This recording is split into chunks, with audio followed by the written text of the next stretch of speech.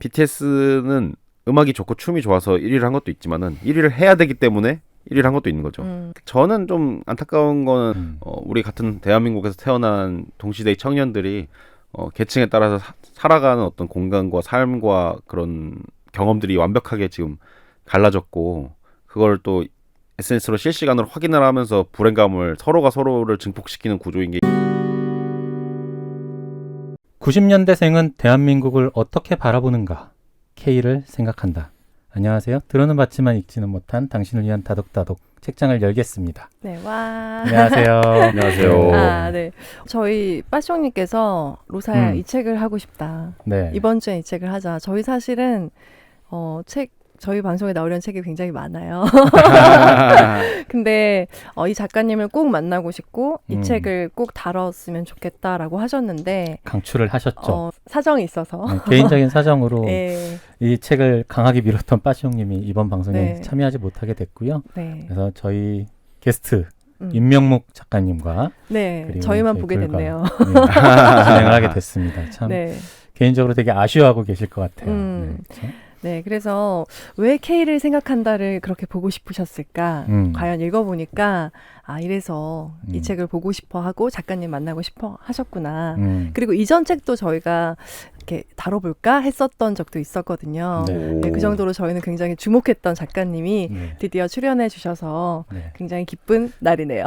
자, 영광입니다. 정말. 네, K를 생각한다라는 책을 내셨어요. 네. 지금 이제 공식적으로 개인이 내신 두 번째 책이신가요? 예, 그렇습니다. 두 번째 책 나왔는데 네. 요즘 보니까 막 여기저기에서 굉장히 많이 모시려고 좀 경쟁을 하고 있는 것 같은 느낌이더라고요. 어떻게 지내고 계신가요? 요즘에 뭐 제가 생각지도 못했던 그런 네. 사회에 높으신 분들이 갑자기 저를 불러가지고 얘기 좀 듣고 싶다 아니면 네. 뭐 강연에 와달라 네. 이런 식의 약속들이 엄청나게 이제 많아져서 네. 정신없이 살고 있습니다. 어때요? 그러니까 그런 분들이 오라고 했을 때 내가 가고 싶은 사람인가 만나고 싶은 사람인가 이런 생각 아니면 책 홍보를 해야 하나 뭐 이런 고민하실 것 같은데 어떻게 생각하세요? 일단은 책 홍보를 열심히 해야 되기 때문에 네. 가급적이면은 이제 나가야죠. 나가야죠. 그리고 뭐 어쨌든 제 얘기를 들어주고 싶다니까 또 책을 네. 쓴 입장에서 말하고 싶기도 하고 뭐 그런 욕심이 있어서 조금 처음에는 무서웠지만은 요즘에는 익숙해져서 이제 열심히 다니고 있습니다. 네. 저는 이제 유튜브에 K를 생각한다 이명묵 작가님 이렇게 치면 굉장히 컨텐츠가 많이 있더라고요. 그리고 반복되는 질문도 굉장히 많았어요. 그래서 저희도 이제 이 책의 어떤 기본적인 내용은 다루긴 해야겠지만 좀 더 90년생 임명묵 작가님에 대해서도 좀 여쭤봐야겠다는 생각을 많이 했어요. 왜냐하면 작가님도 지겹잖아요. 계속 맞아. 나와서 똑같은 어제 얘기하고 그걸 그제 재생산할 얘기하고. 필요는 없기 때문에 저는 좀 그런 점을 여쭤봐야겠다고 생각을 했습니다. 네. 일단 아까 처음 여쭤봤던 K를 생각한다에서 K가 뜻하는 것에 대해서 한번 말씀해 주시면 좋을 것 같아요. 네. 예, 우리가 K 뭐라고 했을 때 뭐 K-팝, K-방역 뭐 여러 가지가 많잖아요. 뭐 요즘 K-뷰티도 있고 뭐 엄청나게 많은데 이것이 일단은 하나는 뭐랄까요? 민족주의적 자부심을 강조하는 걸로 쓰이죠. 첫째로는. 네. 그리고 두 번째로는 굉장히 한국적인 특질을 보여주는데 이제 쓰입니다. 그리고 그런 데서 사람들이 자부심을 느끼죠. 뭐 소위 국뽕이라고 하는. 네. 근데 그것만큼이나 우리가 인터넷에서 K가 앞에 붙는 어떤 말들을 보면은 굉장히 조롱이라든가 뭐 그런 비꼬는 의미로도 많이 쓰입니다. 그러니까 이게 한국이라는 사회에 대해서 우리가 느끼는 어떤 감정을 아주 복잡하게 담고 있는 이중적인 말이라는 생각이 들었어요. 그래서 우리가 한국이라는 것에 굉장히 자부심도 느끼고 그 대단한 나라다 이런 생각도 하지만은 그 포인트가 네. 아주 뭐랄까요? 그 한국이란 나라에서 느끼는 고농도의 스트레스를 반영하고 있는 것이라 할 수 있죠. 쉽게 말해서 매운맛을 먹는 거를 자랑하는 민족 이런 것이 K죠. 매운맛이라는 거는 사회의 어떤 스트레스, 압박, 그런 뭐 불안, 불행 뭐 이런 거고 그거를 어떤 굉장한 에너지로 승화시켜서 이상한 결과물을 만들어서 세계에 인정받는 것. 이제 그런 게 K라고 할 수 있겠죠. 네. 전 처음에 이게 K 보고서 이 양극화 얘기하는 건가? 그런 것도 또 단순하게, 다르죠. 네. 네. 또 경제 쪽에 관심이 있는 분들은 그렇게 생각하실 수도 있겠어요. 누가 그러더라고요. 말씀하신 것처럼 K라는 것이 어떤 그런 한국의 굉장히 격렬한 그런 서열주의라든가 이런 걸 반영하고 있는 의도를 갖고 있느냐. 듣자마자 이거 어디 가서 써먹어야겠는데. 그래서 90년생이다. 이게 네. 굉장히 강조가 되고 있는데 네. 저는 94년생입니다. 죄송해요. 90년대생, 90년대생이고 94년생이신데 네. 그 점이 굉장히 이제 강조가 되고 있는데, 그러니까 저희도 되게 어린 나이에 이렇게까지 이제 세상을 넓게 볼 수 있는 것에 대해서 좀 놀랍다. 그런 시각도 많았던 것 같고, 20대가 어떻게 세상을 보는지 너무 궁금했다. 맞아. 그리고 이제 20대가 생각하는 정치에 대해서도 요즘 굉장히 많이 찾고 계신 것 같아요. 네, 아무래도 그렇게 되더라고요. 네. 처음에 그 20대 입장에서 90년대생에 대해서 한번 써봐야겠다. 이런 생각을 하시게 된 계기가 있을까요?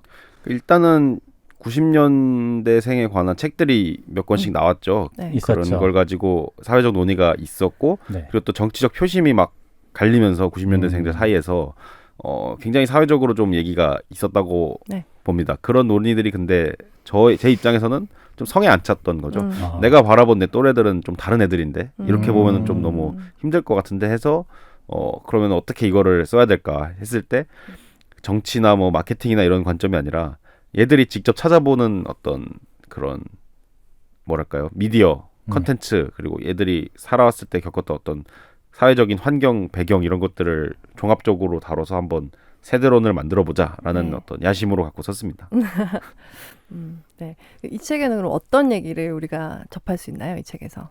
이 책의 네. 주제는 사실 근데 90년대생 얘기만 있는 건 아니고 제가 이제 평소에 어떤 세계의 어떤 변화라든가 문명사라든가 뭐 과학사라든가 이런 거를 좀 접하면서 쌓았던 문제의식들을 전반적으로 담았습니다. 그리고 그것이 제가 생각했을 때 한국 사회에서 뭔가 논의는 많이 되고 있는데 좀 포인트나 핀트가 제 생각과는 다른 그런 소재들을 가지고 나는 이렇게 생각해라고 이제 던지고 싶었던 주제를 5개를 담은 거죠. 그게 하나가 이제 90년대생이었던 거고, 두 번째가 K-방역이었던 거고, 세 번째가 이제 민족주의와 다문화, 네. 그리고 네 번째가 정치적으로는 좀 논란이 있는 386에 관한 이야기고, 5번째가 어떤 입시 교육 문제였던 거죠.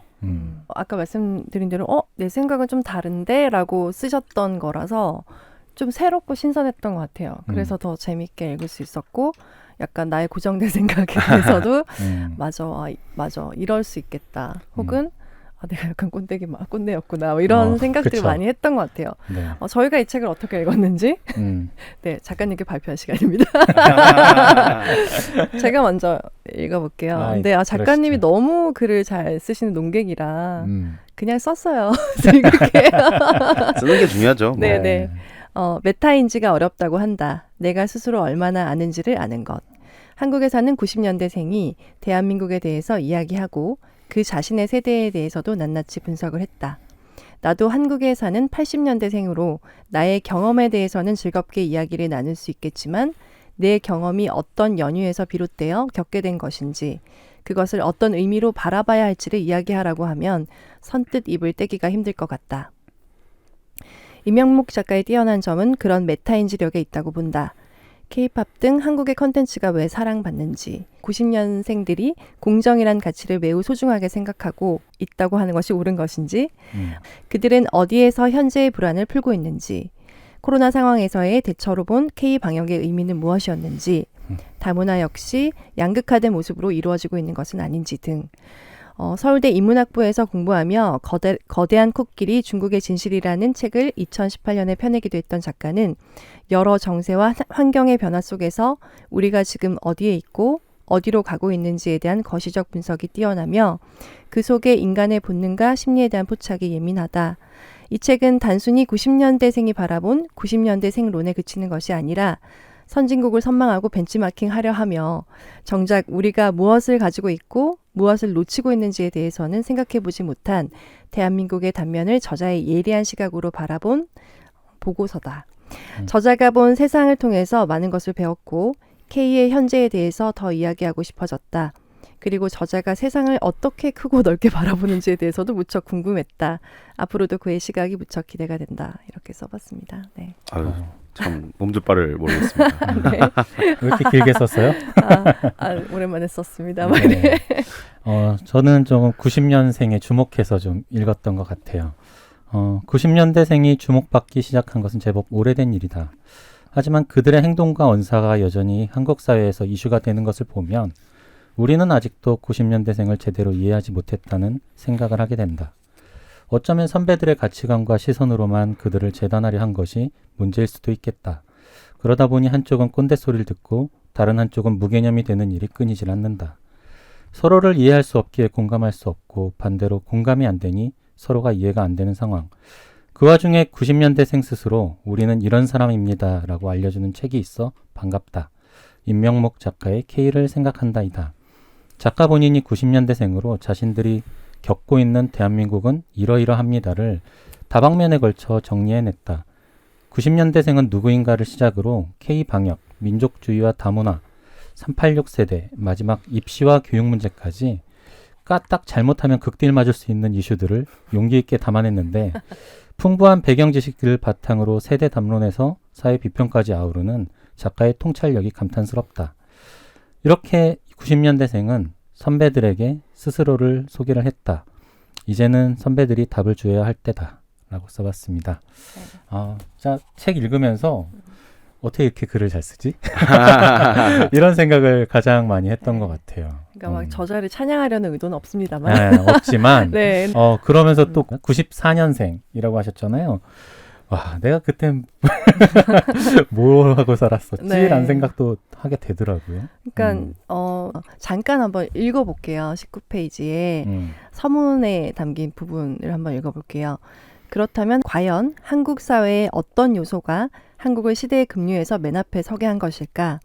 사회를 일원적으로 바라보고 모든 이들을 서열화하는 위계성, 그 피라미드 속에서 어떻게든 위계를 거부하고 상승하고자 하는 상향심, 모든 이들이 표준적인 대세를 따르고자 하고 남들도 대세에 따르게 만들고 싶어하는 적극적 집단주의, 국가가 해주는 것이 없다고 불평하면서도 국가가 모든 것을 해줄 수 있다고 믿는 모순적 국가관, 도덕을 통해서 발언권을 획득해야 한다고 여기면서도 누구보다도 세속적 상향을 원하는 이중적 심리. 아마 한국 문화의 이런 요소가 세계화, 정보화라는 변화를 맞닥뜨려 이 사회에 무언가 유별난 결과물을 만들어내 이 사회를 미래로 끌고 간 것이 아니었을까 싶다. 굉장히 짧은 한 단락인데요. 굉장히 응축적으로 우리 사회를 막 그냥 막 그려놓은 막 난도질 해놓은 거예요. 그래서 보면서 그러니까 이런 게 이제 우리 자신에 대해서 설명하지 못했던 부분을 굉장히 이렇게 해박하게 설명해주는 그런 느낌을 많이 받았어요. 되게 구석구석 잘 짚어주셨죠. 감사합니다. 어떻게 그렇게 할 수 있는 거죠?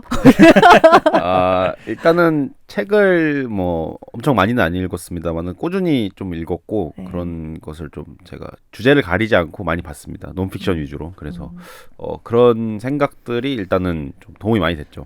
그리고 친구들과 얘기를 하면서 이런 걸 발전을 많이 시킬 수가 있었고, 그리고 어느 순간부터는 책에 나오지 않는 지금 현실 한국에서 벌어지고 있는 일들에 대해서 그거를 좀 이렇게 체계적으로 생각해보고 설명의 틀을 만들려고 하는 그런 노력들을 이제 하게 됐죠. 그런 걸 책을 또 읽고 또 친구들과 또 얘기를 하면서 더 발전시켰고 그런 결과물이 이 책의 어떤 5가지 챕터들이라고 할 수 있는 거죠. 근데 친구들이랑 게임 얘기도 하지만 그런 얘기도 하시는 건가요? 제 친구들하고는 게임 얘기는 거의 안 하고 정말요? 맨날 이런 얘기만 합니다. 너무 서울대 같은 거 아니에요? 서울대는 별로 없어요. 의외로. 정말요? 네. 그렇구나. 진짜 그런 토의를 하시는군요. 물론 이제 제일 많이 하는 거는 아마 아이돌 얘기가 아닐까 요즘에는.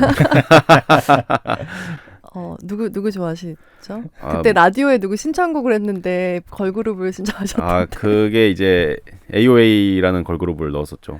AOA를 좋아하십니까? AOA를 딱히 좋아하진 않지만은 네. 그 한국 사회가 저는 2010년대 중반을 거치면서 엄청나게 또 바뀌었다고 생각이 돼요. 네. 그 직전에 뭔가 옛 한국의 모습을 간직하고 있는 걸그룹이 AOA죠. 뭐 다 의미가 있었군요. 저는 모든 어떤 컨텐츠를 고를 때 아주 세심하게 고릅니다. 요즘 가장 눈여겨보는 컨텐츠가 있다면 어떤 거예요?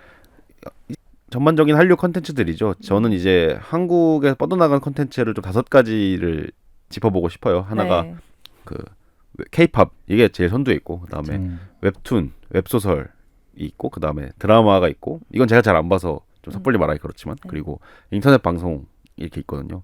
이런 게 다 90년대생들이 엄청나게 즐겼고 90년대생들이 끌어올린 폭발시킨 컨텐츠들인데, 이런 거 하나하나를 좀 보면서 거기서 읽어낼 수 있는 문명사적 함의를 끌어내는 게 되게 재미있는 작업이더라고요. 네.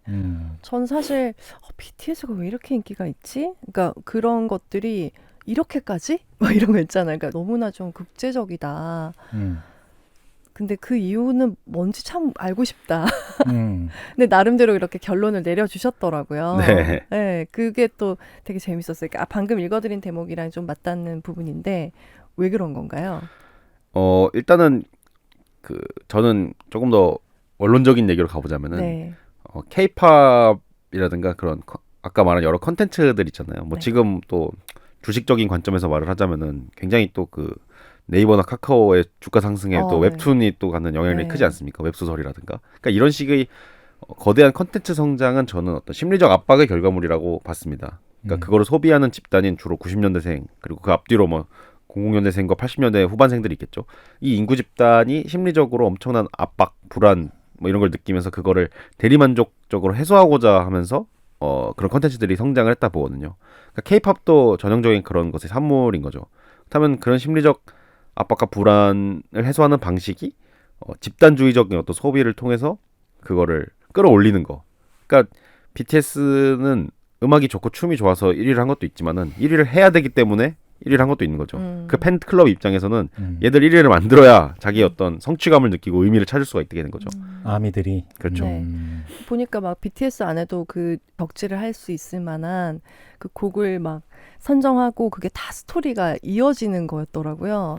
그래서 그런 이제 90년생들이 덕질을 하기에도 그런 스토리나 이런 것이 간단하지 않더라고요. 그러니까 이게 진짜 한국의 어떤 마케팅의 총알이라고 할 수가 있는데 K-팝 뮤직비디오를 보면은 미국 사람들이 엄청 놀란다고 하죠. 네. 아니 뮤직비디오를 무슨 블록버스터로 찍어놨냐. 그러니까 K-팝 뮤직비디오는 엄청나게 고도의 자본 투자가 된 뭐 남자든 여자든 그런 미형의 아이돌들이 스타일링 뭐가 코디 이런 걸 받아가지고 엄청난 그 절제되고 화려한 군무로 네. 사람의 시선을 잡고 그 다음에 의상부터 배경까지 모든 것이 완벽하게 조율된 색감으로 이제 화려하게 연출된 블록버스터급 뮤직비디오. 그러니까 저는 이거를 감각의 홍수라고 표현하고 싶은데 K-팝 뮤직비디오를 큰 화면에서 놓고 음향 시절 잘 갖춘 데서 보면은 정말 뇌가 거의 어지러질 정도로 감각이 밀려 들어옵니다. 맞아요. 그리고 이걸 통해서 얘들 뭐야 하면서 시작을 하게 되면은 팔게 계속해서 나오는 거죠. 그 소속사가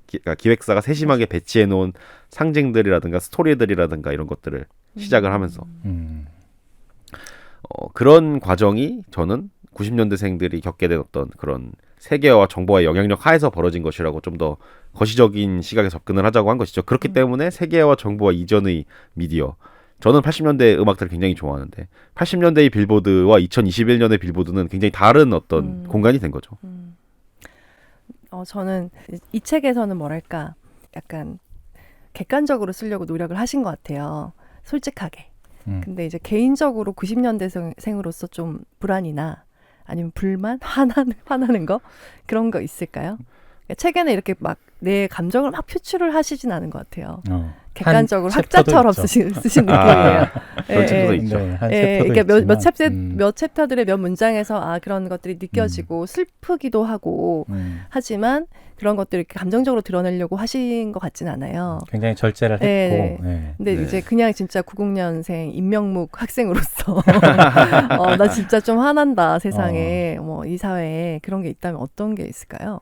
저는 좀 안타까운 거는 사회적 그런 이거는 또 세계와 정보와의 맥락에서 그냥 그대로 말하자면은 사회적 계층화가 굉장히 크게 벌어진 게 일단 안타깝고 그래서 우리 같은 대한민국에서 태어난 동시대의 청년들이 계층에 따라서 살아가는 어떤 공간과 삶과 그런 경험들이 완벽하게 지금 갈라졌고 그걸 또 SNS로 실시간으로 확인을 하면서 불행감을 서로가 서로를 증폭시키는 구조인 게 이게 좀 되게 좀 안타까운 지점이죠 실제로도.